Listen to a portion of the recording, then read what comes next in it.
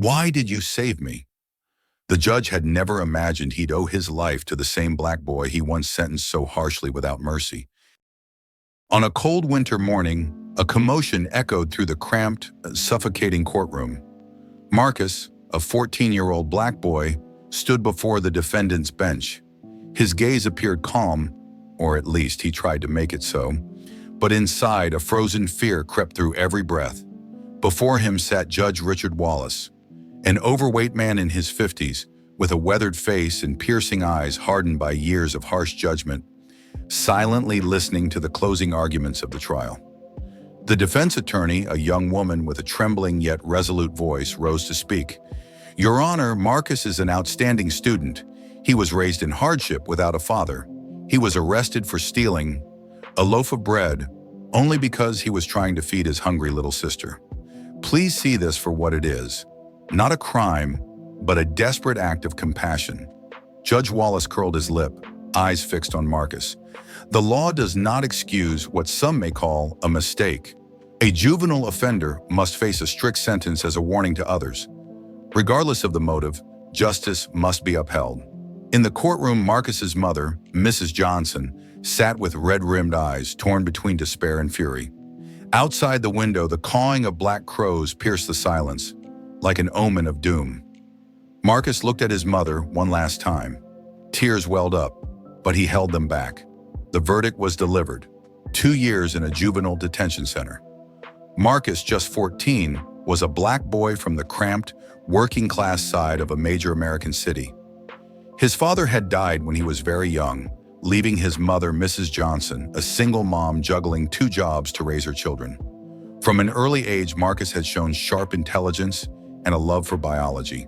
His dream was to become a doctor, to help people and prevent others from suffering the way his father did, dying from an untreated illness.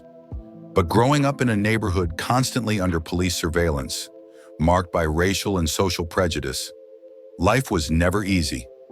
Every warning glance, every biased comment, and the peer pressure from those around him became invisible weights crushing his young shoulders. Marcus wasn't just fighting the world outside, he was battling the fear and loneliness within. At 58 years old, Richard Wallace was a large, grizzled man who spent most of his life in isolation. His wife had died years ago during a police raid involving a robbery committed by black teenagers. That trauma had hardened his heart, making him cold and unyielding when sentencing young offenders. His office was filled with anonymous letters criticizing his unforgiving nature. Still, Wallace paid them no mind. He firmly believed that only harsh punishment could reform the morals of the youth. He had a son, Ethan, a lawyer whose beliefs in mercy and justice stood in stark contrast to his own. Their opposing worldviews were a constant source of deep internal conflict for Wallace. Mrs. Johnson, Marcus's mother, was a resilient and tireless woman. Working 2 demanding jobs, she did everything she could to support her children's education. She fought fiercely to protect Marcus's dream, even as the obstacles grew ever more daunting. Lisa, Marcus's 7-year-old sister, was frail and frequently sick, often suffering from severe asthma attacks that left their mother in constant worry. Lisa was Marcus's greatest motivation. He longed to heal her and others like her who lived in poverty and pain. A city of injustice and survival. The story unfolds in a major American city where racial and economic injustice still runs deep. Marcus's neighborhood lies in a poor district, heavily patrolled by police and often labeled as a breeding ground for delinquency, mostly among youths of color. Even minor acts like a hungry boy stealing a loaf of bread for his sister could lead to severe punishment.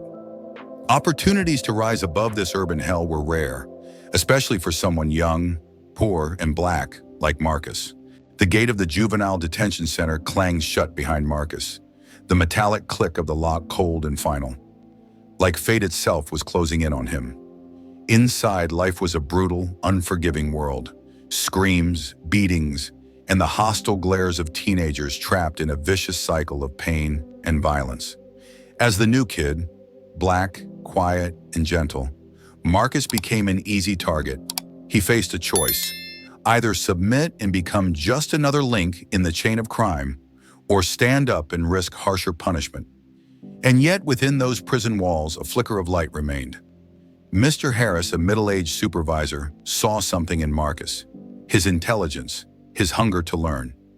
Quietly and without permission, Harris began slipping Marcus old medical books, salvaged and tattered but priceless to the boy.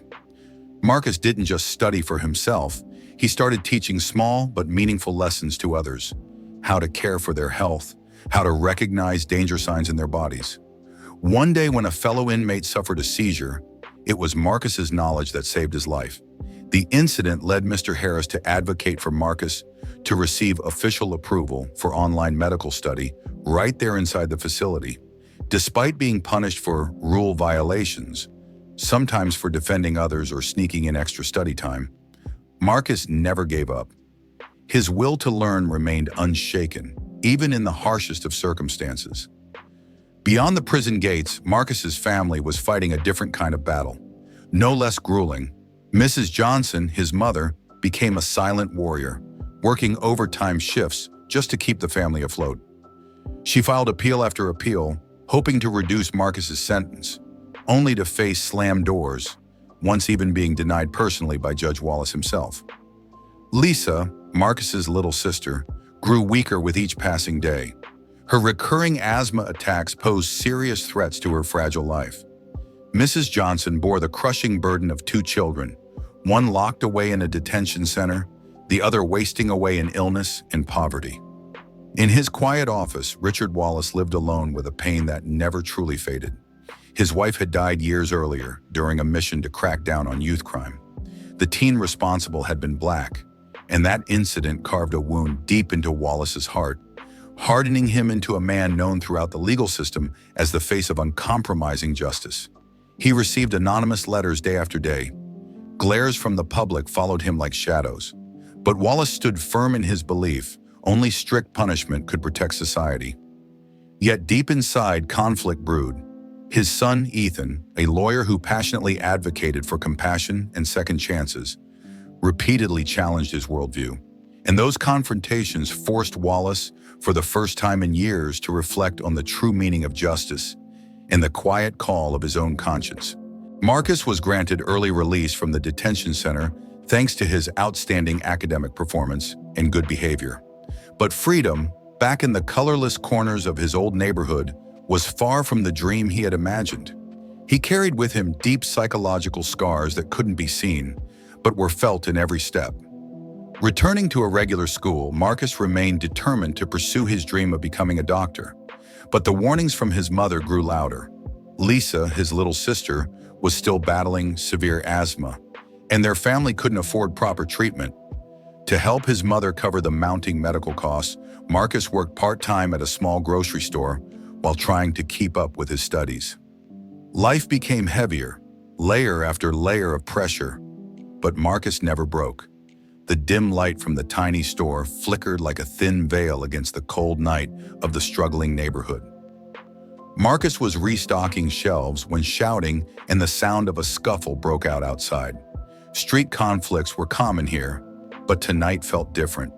As Marcus opened the door, his eyes locked onto the figure lying crumpled under the streetlight.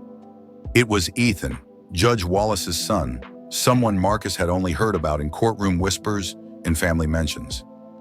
Ethan had taken a brutal hit. He was bleeding badly, trembling with every weak breath. Without hesitation, despite knowing the danger, Marcus dropped to his knees and used every bit of medical knowledge he'd gained during his time in detention to stabilize Ethan. Each move was precise, focused, driven by not just a will to save Ethan, but a will to prove that second chances matter. When Ethan woke up in the hospital, confusion and suspicion slowly gave way to a flicker of something else, something new. He was no longer just the rigid judge's son. Through Marcus's story, he began to see his father, Judge Wallace, in a different light and question what justice really means. After his release, Marcus's exceptional performance in online studies earned him a scholarship to a prestigious medical university, a dream come true, but one that came with a new wave of challenges. University life was a whole new world, far from the crowded streets of his childhood. But Marcus quickly realized that his dream would be tested not only by academic rigor, but by deeply rooted prejudice. One professor, a white man with clear biases, consistently gave Marcus a hard time during clinical rounds. No matter how hard Marcus tried, the professor's scrutinizing looks and cutting remarks made him feel alienated and unworthy. Still, Marcus held strong, grounded by his mother's sacrifices, Lisa's fragile smile, and the resilience he had forged through pain. During this time, a pivotal figure entered Marcus's life. Dr. Evans, a renowned and compassionate Black physician, who stepped in to advocate for Marcus when no one else would. In a private conversation, Dr. Evans said, "You're doing something most people don't have the courage to do, Marcus. Hold on to your passion and persistence. Justice doesn't always come from the law. Sometimes it comes from your actions." With Dr. Evans's guidance, Marcus regained his confidence, especially when treating patients in underserved communities, where even the government turned a blind eye. His medical skills became more than just knowledge. They became acts of healing, of hope.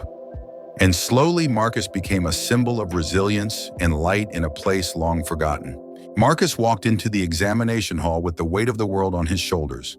This test wasn't just a measure of academic ability, it was a test of society's willingness to accept him, a teen once marked by a troubled past. The skeptical stares from his classmates lingered in the air. Many still doubted he could make it. Professor Peterson, a white man known for his strict fairness, but also his quiet intolerance toward minority students, posed sharp, borderline provocative questions. "Marcus," he asked, "analyze this case. Can you avoid the common rookie mistakes that plague new practitioners?" Marcus exhaled slowly, but stood firm. He answered each question with steady confidence and sound medical knowledge. His calm, methodical explanations silenced the room. And when the exam ended, a small ripple of applause came from a few supportive classmates, the ones who had always believed in him. Afterward, Dr. Evans approached Marcus quietly. "You've made remarkable progress," he said. "Keep believing in yourself, Marcus. They'll have no choice but to see you differently now." The next day, behind lingering judgmental looks, whispers of Marcus's performance began to spread. Yet the cruel remarks and veiled jabs didn't stop. Still, Marcus felt stronger, grateful for the friends who stood by him, and above all, for the unwavering love from his mother and sister. One bitterly cold night, Lisa's coughing erupted with alarming intensity. An acute asthma attack left her limp, eyes glassy, gasping for breath. Mrs. Johnson panicked and woke Marcus in a frenzy. Without hesitation, the two rushed Lisa to the hospital. In the quiet waiting room, Marcus sat curled inward, his heart gripped by fear. He knew treatment costs were rising, and their funds were running dry. The worried look on his mother's face only deepened the ache in his chest. The next day, Marcus stood before the hardest decision of his life. Should he continue pouring everything into medical school, or pull back to care for Lisa, his sister, his lifeline? The pressure nearly crushed him. He confided in Dr. Evans, "I don't know what to do. If I focus on Lisa, I might lose my career. But if I leave her behind, I couldn't live with that." Dr. Evans looked at him with deep empathy. "Life isn't simple, Marcus, but you're not alone. Ask for help, share the load, and never let go of your passion. That's how you'll make it through." Those words were like a flicker of light in Marcus's darkness. He chose to take on part-time work, finding a fragile balance between grueling classes and family responsibilities. Not long after, Marcus's life reached a dramatic turning point. During a heated protest against the treatment of juvenile offenders, chaos broke out, and Judge Wallace was severely injured in the crowd. Now a certified doctor, Marcus was called in to help save the life of the very man who had once sentenced him. At the hospital, Marcus worked with unwavering focus. Every action, every stitch, was delivered with the discipline of a professional and the grace of someone who understood the value of mercy. After hours of surgery, Wallace slowly regained consciousness. His blurred eyes widened in shock as he recognized the face of the young man who had saved him. The room fell into silence. Then Wallace spoke, his voice trembling with disbelief and a hint of remorse. "Why would you save me? I gave you the harshest sentence of my career." Marcus replied calmly yet firmly, "I'm not without flaws. But my justice isn't revenge. I saved you because I'm a doctor, because I believe we all deserve a chance to change. The truth hit Wallace harder than any injury ever could. For the first time, he saw the wounds he had inflicted, not on flesh, but on the lives and hearts of kids like Marcus. After his recovery, Judge Wallace entered a period of deep reflection about the decisions he had made throughout his career. His encounters with Marcus, the boy he once sentenced, now the doctor who saved his life, forced him to confront a bitter truth about the very justice system he had long defended. Wallace began taking time to learn about the lives of incarcerated youth. He listened to Marcus's story and to the voices of many others who had once been written off by society. He quietly began supporting re-entry programs and attended forums on justice reform, hoping to shift not just his own perspective, but the system's. At one public lecture, Wallace shared openly, "I used to believe that the law had to be firm and unyielding, but now I understand. True justice must be humane. It must leave room for change. I learned that from someone I once saw as a failure." While Wallace underwent a personal transformation, Marcus rose as a living symbol of compassion and resilience. He wasn't just an accomplished doctor, he became a beacon of hope in underserved communities. Marcus launched free public health education programs, mentored at-risk youth, and collaborated with legal organizations to advocate for reform. At a Social Impact Awards ceremony honoring his contributions, Marcus stepped up to the stage, voice full of quiet emotion. "I was once the kid no one believed in, defined by mistakes. But today I stand not just for myself, but for everyone who deserves a chance to change." The story offers a powerful lens into Marcus's journey of rising beyond fate, yet leaves the audience with an open-ended reflection on what lies ahead. Marcus stands on a balcony, overlooking the familiar streets of his old neighborhood.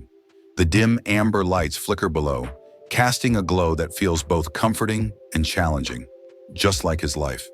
Within him, his dream has never faded.